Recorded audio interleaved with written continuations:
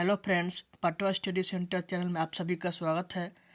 आज हम बात करेंगे बीएसएससी टेस्ट सीरीज 10। तो आज का हमारा पहला क्वेश्चन है, हेनसांग भारत के किस विश्वविद्यालय में 6 वर्षों तक पठन पाठन किया? तो नालंदा विश्वविद्यालय में हेनसांग 6 वर्षों तक पठन पाठन किया। अब बात करेंगे, हेनसांग हर्षवर्धन के दरबारी कवि थे। हेनसांग एक चीनी यात्री थे जो 629 से 644 ईस्वी के बीच भारत में निवास किया था। एक और बात ध्यान रखिएगा दोस्तों, हेनसांग भारत का यात्रियों का राजकुमार कहा जाता है। चलिए अगला क्वेश्चन की ओर चलते हैं। अगला हमारा क्वेश्चन है, उस राजा का नाम बताइए जिसने पहली बार युद्ध में हथियारों का इस्तेमाल किया था। तो वह है मगध का राजा। मगध का राजा जो था वह अंग एक महाजनपद था, उसके विरुद्ध में किया था। अंग की राजधानी चंपा थी। उस समय अंग के जो महाजनपद के जो शासक थे ब्रह्मदत्त थे और मगध का जो शासक था वह बिंबसार था। बिंबसार जो थे वह हर्यक वंश के उनको संस्थापक माना जाता है। बिंबसार अपनी राजधानी गिरिब्रज बनाई थी। बिंबसार ने मगध पर करीबन 52 वर्षों तक शासन किया था। बिंबसार का पुत्र अजातशत्रु ने उसको हत्या कर स्वयं राजगद्दी पर बैठा। अजातशत्रु को कुनिक भी कहा जाता है। चलिए अगला क्वेश्चन की ओर देखते हैं। अगला हमारा क्वेश्चन है, दिल्ली में हुमायूं का मकबरा बनाने की योजना सर्वप्रथम किसने बनाया? तो हाजी बेगम ने सर्वप्रथम बनाया। अकबर का जो मकबरा है वह कहाँ स्थित है? तो सिकंदरा में स्थित है। और जो बाबर का मकबरा है, बाबर का मकबरा काबुल में स्थित है।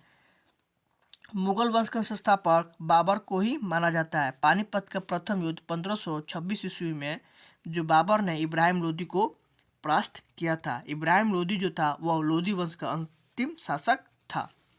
चलिए अगला क्वेश्चन की ओर चलते हैं। हमारा नेक्स्ट क्वेश्चन है, क्रिप्स मिशन भारत में कब आया था?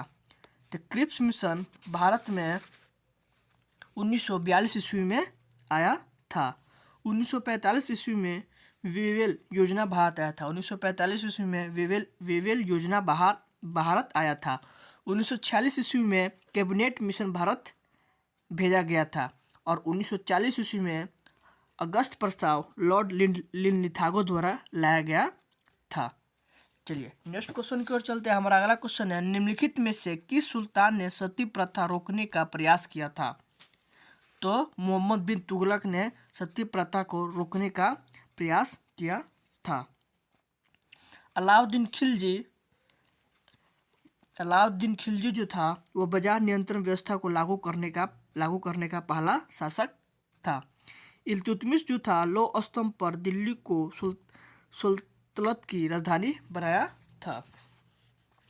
इल्तुतमिश जो है इक्तदारी की प्रथा उसी ने ही शुरू किया था। अब बलवन जो है दीवान ए अर्ज यानी सैन्य विभाग की स्थापना बलवन ने किया था। बलवन ने ही लौ और रक्त की नीति अपनाई थी।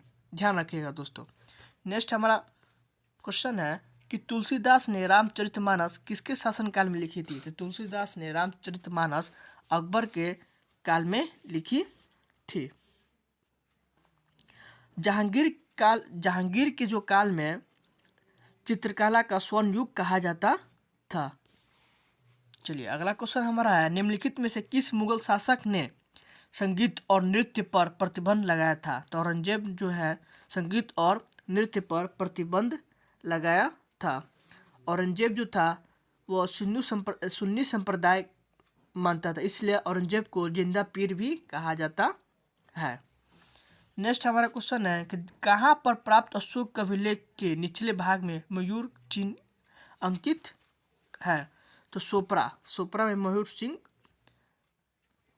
अंकित है। अशोक अभिलेखों को 3 वर्गों में बांटा गया है। पहला है हमारा शिलालेख अभिलेख, दूसरा है स्तंभ अभिलेख और तीसरा है गुहा लेख। 1837 ईस्वी में सर्वप्रथम जेम्स प्रिंसेप ने अशोक के शिलालेख को पढ़ने की सफलता मिली। अशोक के वृहत्तम शिलालेख का कुल संख्या 14 है। नेक्स्ट चलते हैं। नेक्स्ट हमारा क्वेश्चन है कि भारत में मुद्रा आपूर्ति की स्थिति के संबंध में कहा जा सकता है। तो जनता के पास मुद्रा बैंकों में जमा से कम है। चलिए अगला क्वेश्चन की ओर देखते हैं। हमारा अगला क्वेश्चन है कि 2022 में BBC India sports women of the year award किसे दिया गया है। तो मीराबाई चानू को दिया गया है। नेक्स्ट है जो वन चक्रवातों के अवरोधकों का कार्य करता है वो वन कौन से हैं। तो वो वन मैंग्रोव वन है। चलिए अगला क्वेश्चन देखते हैं। हमारा नेक्स्ट है कि पाटलिपुत्र को पालीब्रोथा किसने कहा था। तो पाटलिपुत्र को पालीब्रोथा मेगास्थनीज ने कहा था।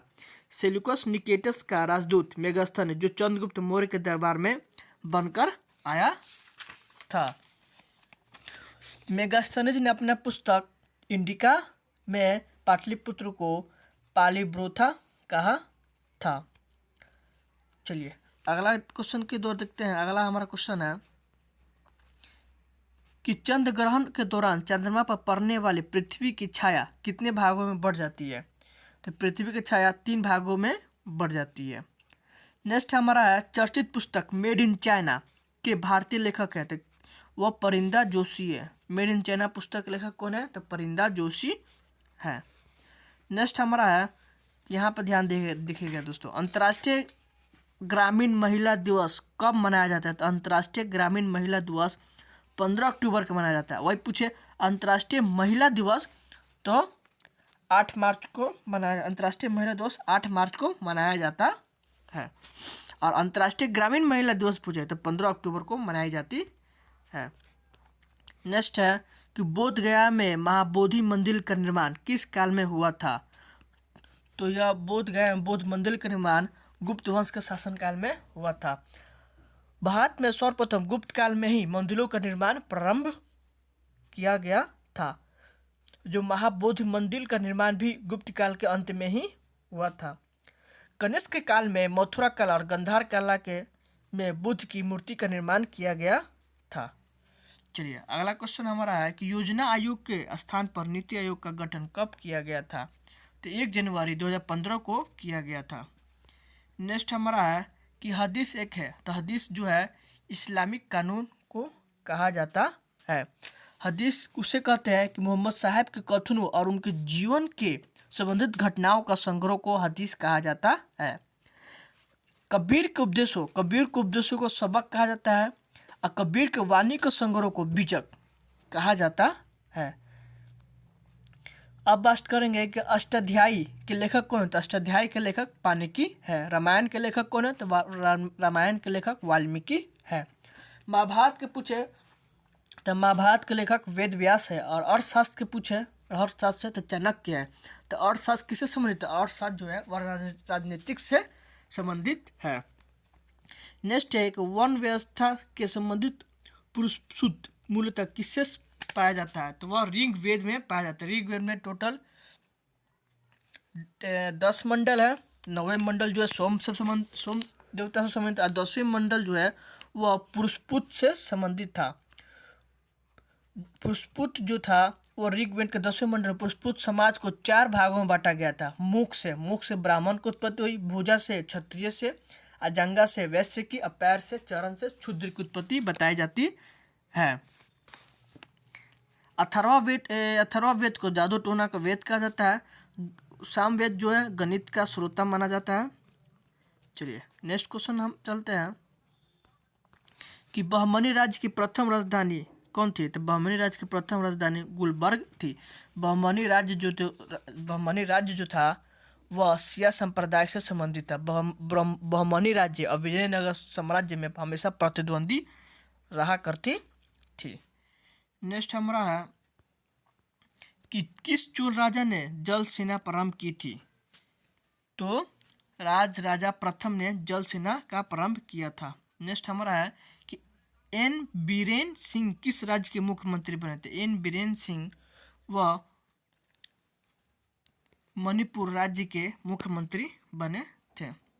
नेक्स्ट हमारा है कि भारत में प्रथम न्यूक्लिक ऊर्जा स्टेशन कहाँ स्थापित किया गया था। पहला ऊर्जा न्यूक्लिक स्टेशन तारापुर में स्थापित किया गया था।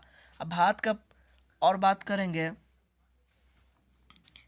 अब नेक्स्ट क्वेश्चन हमारा है कि बिहार के प्रथम निर्दलीय मुख्यमंत्री कौन थे। तो बिहार के प्रथम निर्दलीय मुख्यमंत्री महामाया प्रसाद सिन्हा थे। चलिए नेक्स्ट क्वेश्चन की ओर देखते हैं। नेक्स्ट हमारा क्वेश्चन है कि सुलभ इंटरनेशनल के संस्थापक कौन है। तो सुलभ इंटरनेशनल के संस्थापक हमारा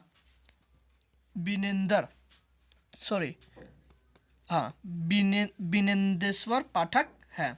नेक्स्ट हमारा है संविधान के निम्नलिखित में से किस प्रावधान के अंतर्गत भारतीय संसद को नया राज्य बनाने का अधिकार है।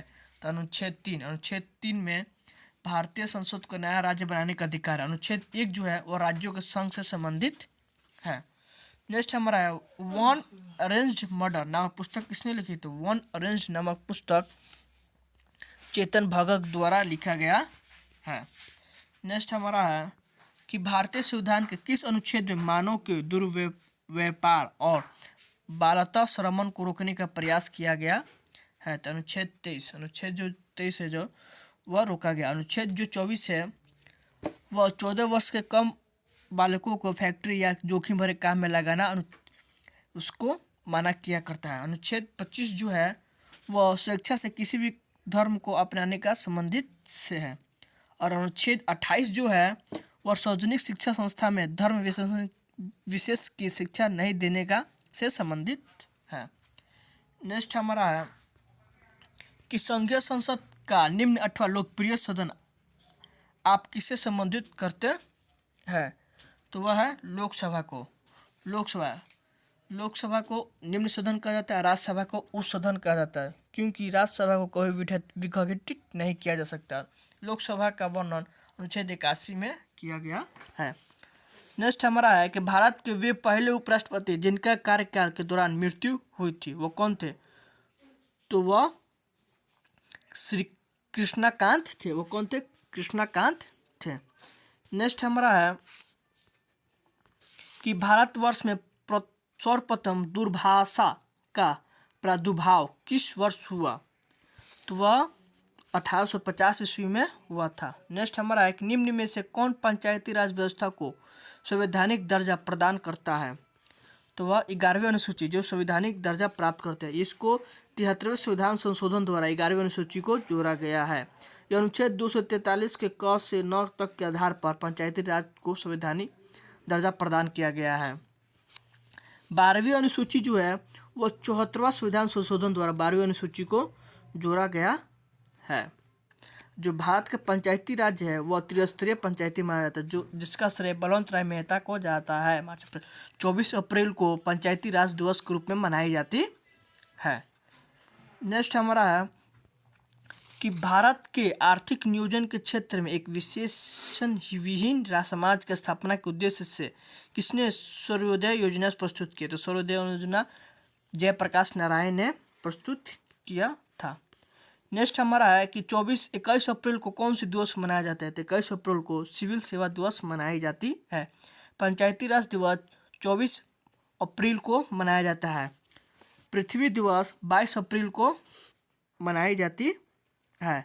और विश्व विरासत दिवस 18 अप्रैल को मनाई जाती है। ध्यान रखिएगा 22 अप्रैल को पृथ्वी दिवस मनाई जाती है।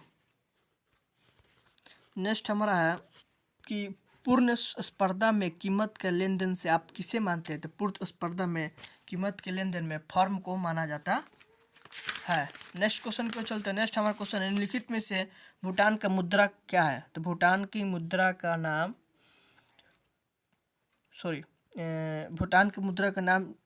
न्यूगोल्ट्रम है। भूटान की मुद्रा का नाम। नेपाल की मुद्रा का नाम कौन होता है। नेपाल की मुद्रा का नाम रुपया है। बांग्लादेश की मुद्रा का नाम टाका है। अब भूटान की मुद्रा का नाम ग्यूटस है। अब म्यांमार की मुद्रा का नाम न्यू पाइताओ है। नेक्स्ट है उस राजा का नाम जो खिलजी वंश से संबंधित नहीं था। तो मलिक काफूर जो है वो खिलजी वंश से संबंधित नहीं था। मलिक काफूर जो है अलाउद्दीन खिलजी का क्या था, सेनापति था। चलिए नेक्स्ट हम चलते हैं। नेक्स्ट हमारा है कि अंग्रेजों ने सिक्के ढालने की टकसाल सर्वप्रथम कहाँ स्थापित किया था? तो सर्वप्रथम कलकत्ता में स्थापित किया था। नेक्स्ट है, भारत के उस राज्य का नाम बताइए जहाँ जंगली गधों का एकमात्र अभयारण्य है। तो गुजरात जो है मात्र जंगली गधों का मात्र अभयारण्य गुजरात में है। गिरवन राष्ट्रीय उद्यान जो है, जो शेर से संबंधित है, वह गुजरात में ही है। काजीरंगा राष्ट्रीय उद्यान वो कहाँ पे है? तो असम राज्य में स्थित है। वो एक सींग गेंडा के लिए प्रसिद्ध है। वाल्मीकि टाइगर रिजर्व बिहार, वो बिहार के पश्चिमी चंपारण जिले में स्थित है। चलिए, कान्हा किसली राष्ट्रीय उद्यान, वह मध्य प्रदेश में स्थित है। नेक्स्ट हमारा है कि एकमात्र ग्रह जहाँ दिन की लंबाई उसके वर्ष की अपेक्षा अधिक होती है। तो शुक्र ग्रह, दिन की लंबाई उसके वर्ष की अपेक्षा अधिक होती है। सुबह का तारा या भोर का तारा शुक्र को कहा जाता है, शाम का तारा शुक्र को कहा जाता है। ग्रहों में सबसे गर्म ग्रह शुक्र को ही कहा जाता है। पृथ्वी की जुड़वा बहन शुक्र को ही कहा जाता है। चलिए नेक्स्ट क्वेश्चन की ओर चलते हैं कि परमाणु ऊर्जा नियामक बोर्ड के अध्यक्ष कौन थे? तो परमाणु ऊर्जा नियामक बोर्ड के अध्यक्ष जी नागेश्वर राव थे। नेक्स्ट हमारा क्वेश्चन है कि लोक लेखा समिति अपनी वार्षिक रिपोर्ट किसे पेश करती है? तो लोक लेखा समिति अपनी वार्षिक रिपोर्ट लोकसभा अध्यक्ष को पेश करती है। लोक लेखा समिति, प्राक्कलन समिति और लोक लेखा समिति दोनों जुड़वा बहन है। नेक्स्ट है, किस भारतीय राज्य में ईसाई जनसंख्या का प्रतिशत उच्चतम है? तो मिजोरम में ईसाई जनसंख्या प्रतिशत उच्चतम है। नेक्स्ट हमारा है कि आसरा संपूर्ण पोषण और विद्या कानूका किस राज्य की योजना के है? तो वह आंध्र प्रदेश योजना की है। नेक्स्ट हमारा है कि किस नागरिक सम्मान की आकृति पीपल के पत्ते के समान से होती है? तो भारत रत्न, वह कौन सा है?